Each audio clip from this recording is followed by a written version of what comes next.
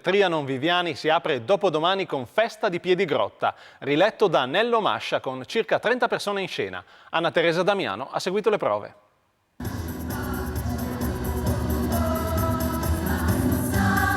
Ricordiamo che è il primo musical italiano del 1919 e io mi permetto di dire che secondo me è il più bello spettacolo dell'anno. Al Trianon Viviani si prova Festa di Piedigrotta, che aprirà dopodomani la stagione e sarà in scena fino al 19 ottobre nella rilettura di Nello Mascia.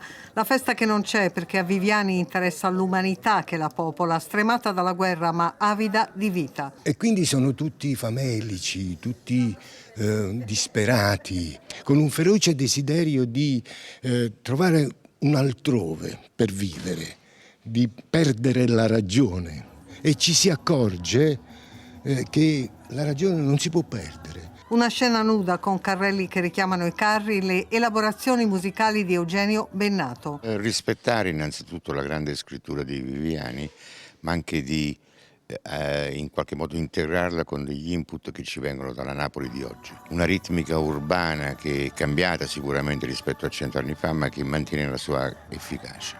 30 artisti in scena, tra loro Dario Sansone, Ciccio Merolla, Serena Pisa, Pietra Montecorvino, che ritorna al ruolo già interpretato 20 anni fa. Spero che pure la gente che verrà a vederlo sentirà questa emozione profondissima, perché Viviani scrive in una maniera da brivido, quindi seguire Viviani per me, che sono un interprete, è una vera emozione sempre.